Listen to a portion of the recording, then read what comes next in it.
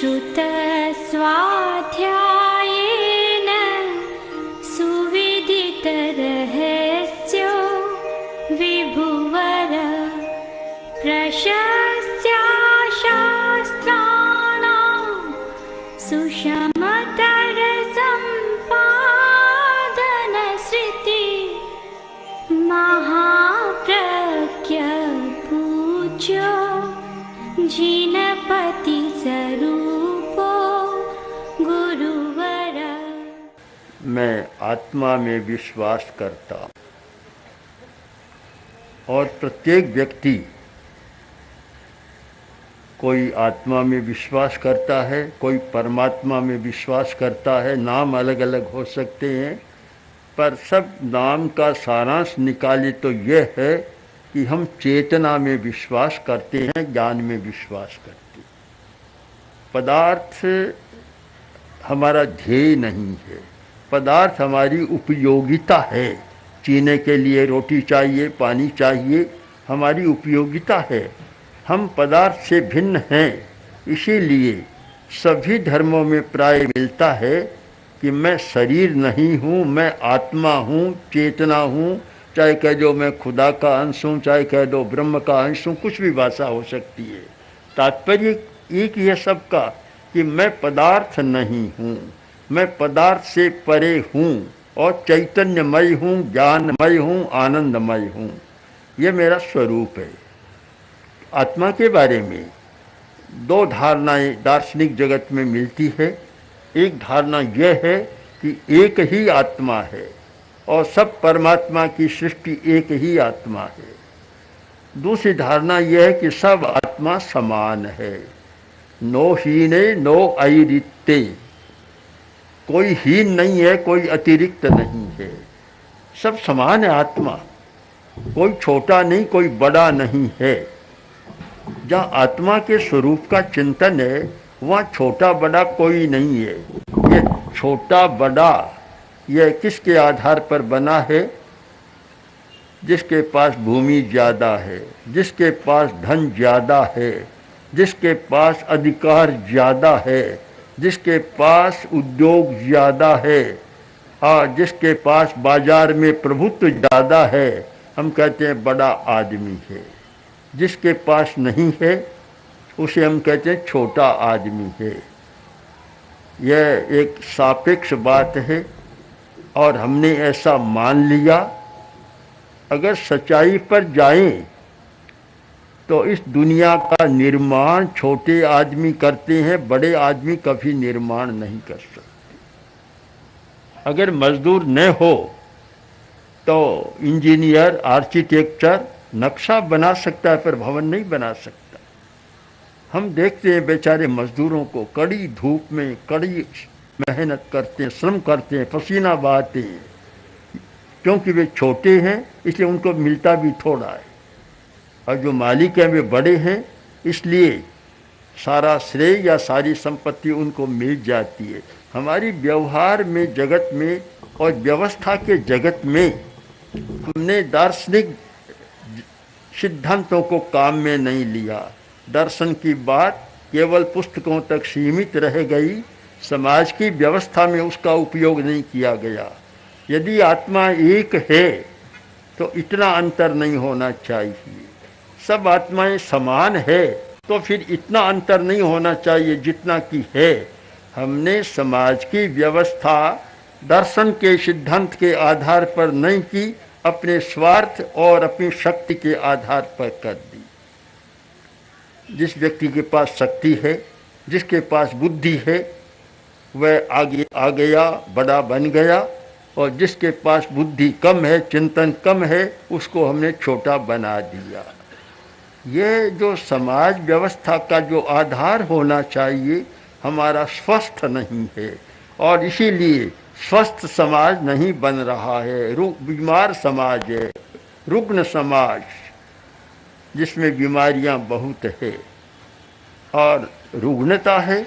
इसीलिए समय समय पर पीड़ाएं होती रही है, वेदनाएं होती रही है। आदमी भी पीड़ा और वेदना को भोगता रहा है। सबसे बड़ा काम तो आज ये होना चाहिए कि हम समाज व्यवस्था पर समग्रता से विचार करें। जब तक समाज व्यवस्था का समीकरण नहीं होगा और समाज व्यवस्था अच्छी नहीं होगी, तब तक हिंसा की बाढ़ को रोकना भी बड़ा कठिन काम लगता है। हिंसा के दो बड़े कारण हैं, एक भीतर का कारण, एक बाहर का कारण। भीतर का कारण है व्यक्ति का आवेश, उत्तेजना, संवेग, इमोशन। ये तो भीतर का कारण है। बहुत लोगों का इमोशन इतना प्रबल होता है कि बिना सोचे समझे गलत काम कर देते। हिंसा भड़क जाती है, दंगे भी हो जाते हैं, लड़ाइयाँ भी हो जाती है और कभी कभी महायुद्ध भी हो जाते हैं। महायुद्ध कोई बड़ी बात को लेकर नहीं होते, व्यक्ति का इमोशन उसमें बहुत काम करता है। व्यक्ति का संवेग इतना प्रबल बन गया और लड़ाई शुरू कर दी। अगर सोच समझ कर ठीक काम करे तो शायद महायुद्ध नहीं हो सकता। अगर कसाय शांत रहे, संवेग पर नियंत्रण हो, अपने इमोशन पर हमारा कंट्रोल हो, तो महायुद्ध क्या छोटी लड़ाई भी नहीं हो सकती। हम जब अहिंसा पर विचार करें तो हमें सबसे पहले भीतर के कारण पर विचार करना जरूरी है कि जो भीतर का कारण है कि हमारा अपने आप पर नियंत्रण नहीं है, उसका प्रशिक्षण लें। हम कैसे नियंत्रण करें। एक भाई आया, आखिर बोला मुझे गुस्सा बहुत आता है। मैंने कहा गुस्सा आता है तो हम तुम्हारा संतुलित कर सकते हैं। हमारा तो ऐसा सदा सदा या अनुभव का नुस्खा है कि बड़े बड़े भयंकर गुस्सेला आदमी आए और उनका गुस्सा संतुलित हो गया, शांत हो गया। कर सकते हो। जब आवेश शांत होते हैं, उत्तेजना नहीं होती, तो लड़ाई दंगों की बात कम हो जाती है। हमारे मस्तिष्क में ऐसी व्यवस्था है कि लड़ाई करने का एक तंत्र अलग है और विवेक करने का, लड़ाई को शांत करने का तंत्र अलग है। अगर हम ठीक उसको जान जाएं और अभ्यास के द्वारा लड़ाई करने वाले तंत्र को शांत कर दें तो गुस्सा नहीं आएगा। वैज्ञानिक युग है, वैज्ञानिकों ने बड़े विचित्र प्रयोग किए हैं। एक वैज्ञानिक डेगाल्डो, उसने प्रयोग किए, एक इलेक्ट्रोड लगाया बिल्ली के सर पर, बिल्ली शांत हो गई। और एक इलेक्ट्रोड लगाया चूहे के सर पर, चूहा आक्रामक हो गया। बिल्ली तो दुबकी हुई कोने में बैठी है और चूहा उस पर बार बार आक्रमण कर रहा। हम इस सच्चाई को समझ लें कि लड़ाई का तंत्र भी हमारे मस्तिष्क में है और शांति का तंत्र भी हमारे मस्तिष्क में है, दोनों है। और ठीक संयुक्त राष्ट्र का घोषणा पत्र और भी बड़े बड़े विचारकों, विद्वानों और वैज्ञानिकों ने इस बात को स्पष्ट किया है कि लड़ाई का प्रारंभ भी मनुष्य के मस्तिष्क में होता है और शांति का प्रारंभ भी मनुष्य के मस्तिष्क में होता है। एक राजा आक्रमण करने जा रहा था, माँ का बड़ा भक्त था, माँ के पास आया और नमस्कार किया। माँ ने कहा आज क्या लग रहा है, कहाँ कोई जा रहे हो क्या? कहाँ माँ जा रहे हो? कहाँ? कि एक शत्रु राजा पर आक्रमण करने जा रहा हूँ। क्या करोगे? कि युद्ध करूँगा। फिर क्या करो? उसको जीत लूँगा। जीतने के बाद क्या करोगे? शांति से रहूँगा। माँ बोली मूर्ख कहीं का, पहले ही शांति से रह ले। लड़ाई करने के बाद और हजारों मनुष्यों का गला काटने के बाद शांति से रहेगा तो अभी पहले ही शांति से क्यों नहीं रहता है? लड़ाई समाप्त हो गई, माँ की बात सफल हो गई। अगर हम चिंतन करें कि आखिर सबको साथ में रहना है, एक बार लड़ाई हो गई, आवेश में लड़ाई हो गई, 100, 200, 400 आदमियों की हत्या हो गई, बाद में क्या होगा? क्या अनंत काल तक लड़ते रहोगे? कोई रह नहीं सकता। लंबे समय तक जो लड़ाई करेगा तो पागल और बन जाएगा। कोई रह नहीं सकता। आखिर समझौता करना पड़ता है, शांति वार्ता करनी पड़ती है, संधि करनी पड़ती है। ये सारा उसका विराम शांति समझौता में होता है, संधि में होता है, तो पहले ही वैसा क्यों न करें हम। हमारी समझदारी बढ़े कि जो काम बाद में करना पड़ता है वह हमारी विवेक से हम पहले ही कर लें तो अच्छे आदमी बन जाएंगे। इस प्रश्न पर सबको गंभीरता से चिंतन करना है। एक बात तो मैं नहीं समझ सका, एक शब्द कहाँ से आया, कोई राजनीति से आया, कहाँ से आया। एक समाज होता है, उसमें अल्पमत बहुमत जैसा शब्द ही एक हीन भावना और अहंकार की भावना पैदा करने वाला है। हिंदुस्तान में हिंदुओं का बहुमत है, मुसलमानों का अल्पमत है। ये माइनॉरिटी और मेजोरिटी का शब्द है। मानता हूँ लड़ाई की जड़ है। ये सब एक साथ रहते हैं, एक गांव में रहते हैं, वहाँ फिर अल्प और बहु का अर्थ क्या होता है मैं तो नहीं समझ सकता। अब मैं हिंदू समाज की बात करूं, कोई कहेगा कि ये नाई है, खाती है, दर्जी है, कि खेत करने वाला, सब बटे हुए हैं। अब सब ये अपने आप को अल्पमत मानने लग जाए कि यहाँ तो दर्जी अल्पमत में है, नाई बहुमत में, फलाना। यह धारणा ही एक विग्रह पैदा करने वाली है। हम इतना माने एक समाज है, एक राष्ट्र के नागरिक हैं, एक समाज हैं और एक बाजार है। आप इस पर ध्यान दें कि धर्मस्थान आपका अलग अलग हो सकता है। हिंदुओं का मंदिर है, मुसलमानों की मस्जिद है, ईसाइयों का चर्च है, जैनों के भी मंदिर है, उपाश्रय स्थानक है।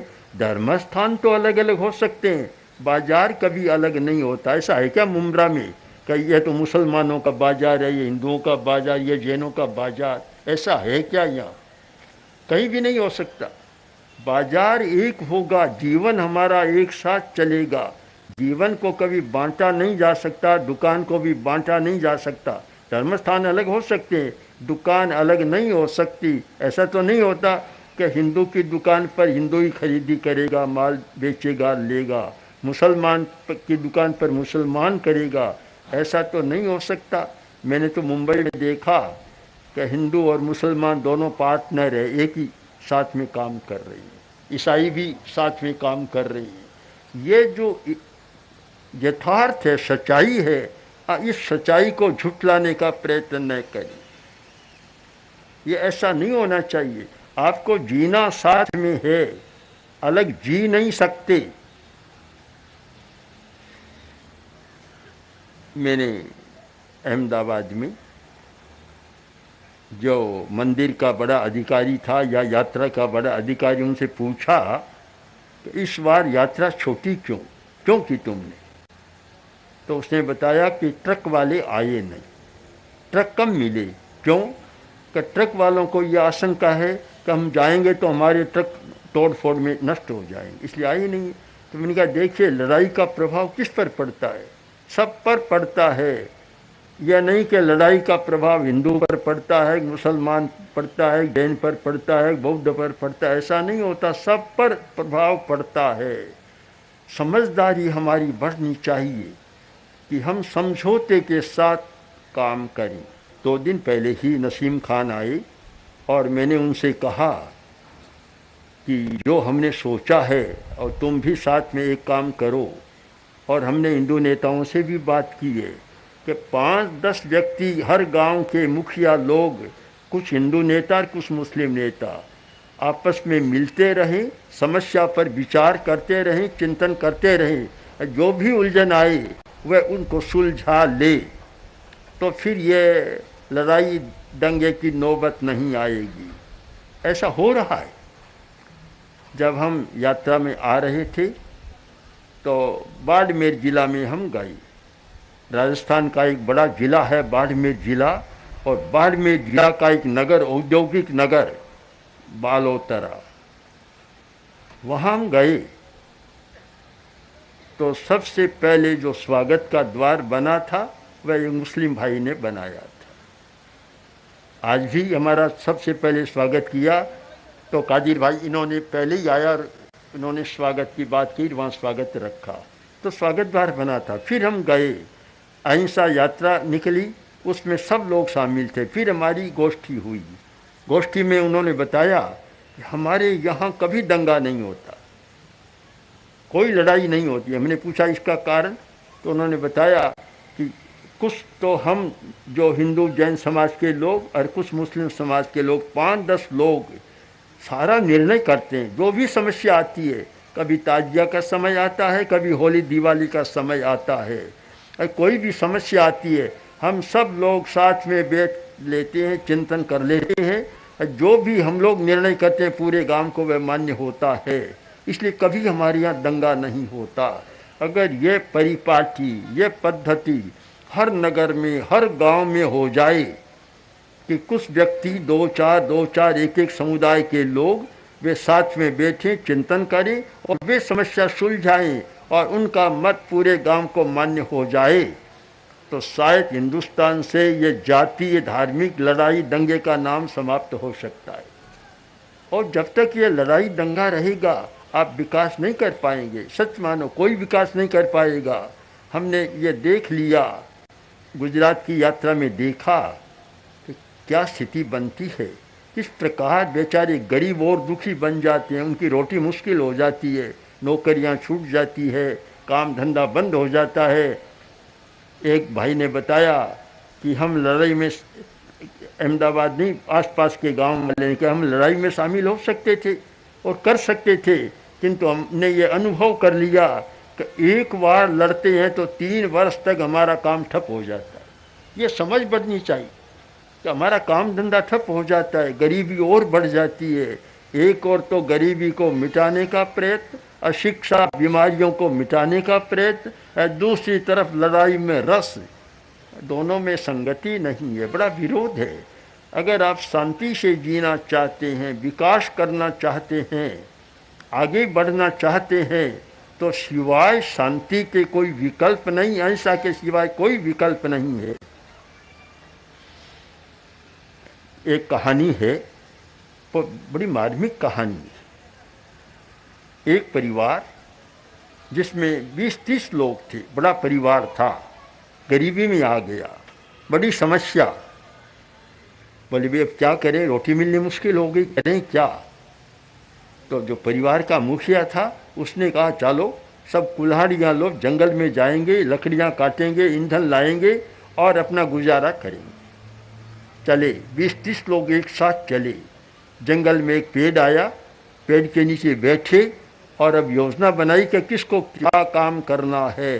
जो मुखिया था कहता गया और सब उसको स्वीकार करते गए, और अब है कि सबसे पहले इसी पेड़ को काटना शुरू करें। कहा जाता है उस पेड़ में कोई प्रेत रहता था, यक्ष या प्रेत रहता था। उसने देखा कि ये तो पेड़ को काटेंगे, मेरा आश्रय स्थान है, अच्छा नहीं होगा।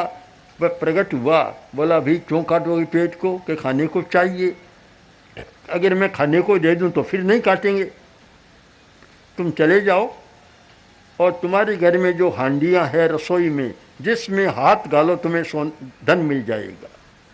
खुश हो गए, आ गए और संपन्न हो गई, समस्याएं टल गई, गरीबी मिट गई। पास में पड़ोसी था, उसे भी पता लगा कि ऐसा होता है, तो वह भी अपने 20-30 परिवार के लोगों को लेकर चला। भाई कुल्हाड़ियाँ ले ली और उसी पेड़ के नीचे जाकर बैठे। और अब परिवार का मुखिया बोला कि जा तू इसको काट। दूसरा बोला, वह बोला मुझे ही क्यों, यह भी पास में बैठा, इसे क्यों नहीं कहते हो, मैं ही दिख रहा हूँ तुमको, इसको क्यों नहीं कहते हो? तो उसे कहा भी तुम जाओ करो, कि मैं ही दिखा क्या, 10-20 बैठे हैं सब हट्ठे कट्ठे। आपस में ऐसा लड़ना शुरू किया और वही प्रेत प्रकट हुआ, दिव्य आत्मा प्रकट हुई और बोली क्यों आए हो, कि इस पेड़ को काटेंगे। उसने कहा चले जाओ नहीं तो सबको मार डालूंगा। मूर्खों कहीं को, आपस में तो लड़ते हो फिर इस पेड़ को काटोगे। सबको भगा दिया, कुछ भी मिला नहीं। आए और पूछा भी बोलो क्या मिला, कि दुत्कार मिला और कुछ नहीं मिला। अब आप इस कथा के मर्म को समझने का प्रयत्न करें तो एक परिवार जिसमें संपदा थी, सौहार्द था, परस्पर में प्रेम था, तो देवता को भी झुकना पड़ा। दूसरा परिवार तो उतना ही बड़ा था पर परस्पर में लड़ रहे थे। लड़ते हैं, वह लड़ने वाले कभी देवता को झुका नहीं सकते। दिव्य आत्मा झुकती नहीं है, गरीबी नहीं मिटी और मार और खानी पड़ी और कोरे मुंह वापस आ गई। हम सच्चाई को समझने का प्रयत्न करें। अहिंसा का अर्थ है कि हम किसी के साथ बैर विरोध न करें, और अहिंसा की निष्पत्ति एक शब्द में हमने जिसका प्रचार किया, हर गांव के लोगों को बताया, वह यह है कि शांतिपूर्ण सह अस्तित्व।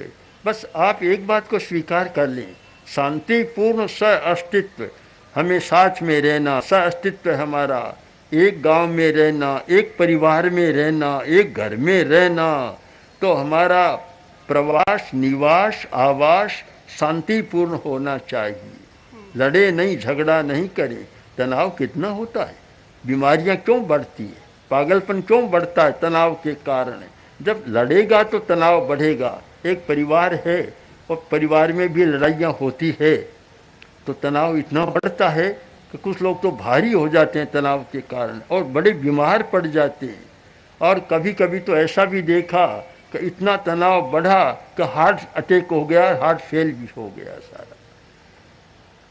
आप पूछें अहिंसा कहाँ से शुरू करें? सबसे पहले अहिंसा का प्रयोग अपने पर करें, अपने पर प्रयोग करें। अपने मस्तिष्क को इतना संतुलित बनाएं कि जिससे लड़ाई की बात मन में ही न आए, आपकी सहन शक्ति बढ़ जाए, आपकी विनम्रता बढ़े और आपके लड़ने की बात मन में न आए।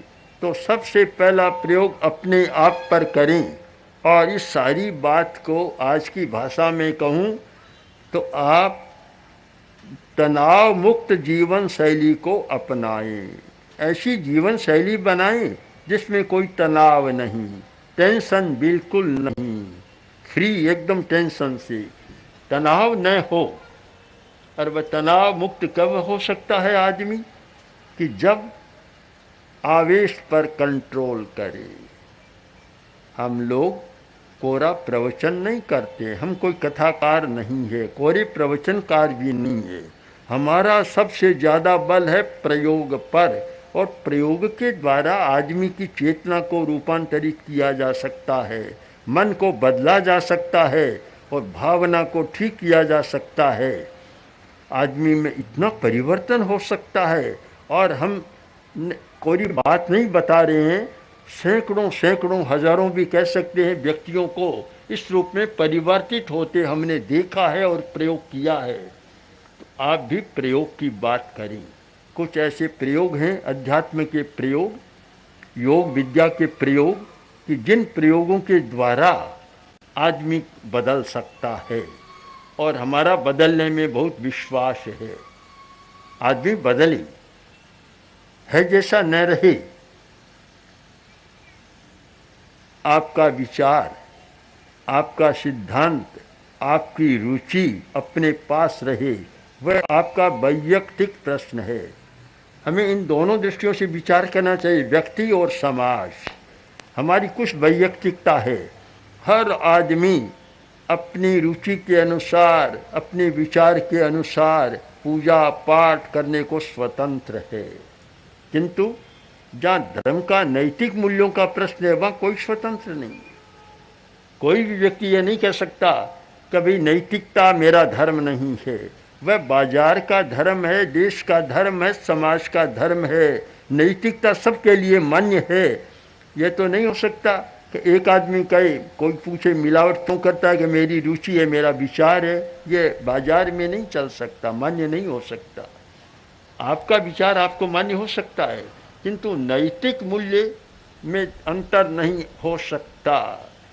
तो हमारा धर्म, हम केवल अपनी जो दार्शनिक मान्यताएं हैं उनको ही न माने, उनको मानते हुए हम व्यवहार के नियमों को भी माने, समाज के नियमों को भी माने। शांति की पूरे विश्व में चर्चा है, पर मुझे लगता है कि सम्यक उपायों का आश्रय नहीं लिया जा रहा है। अगर हम इस चतुष्पदी पर हिंसा, हिंसा के कारण, अहिंसा और अहिंसा के उपाय, इन चतुष्पदी पर सम्यक विचार करें तो हिंसा को कम कर सकते हैं और अहिंसा का विकास कर सकते हैं। ओम आशा। ओम श्री महाप्रज्ञ गुरवे नमः। ओम श्री महाप्रज्ञ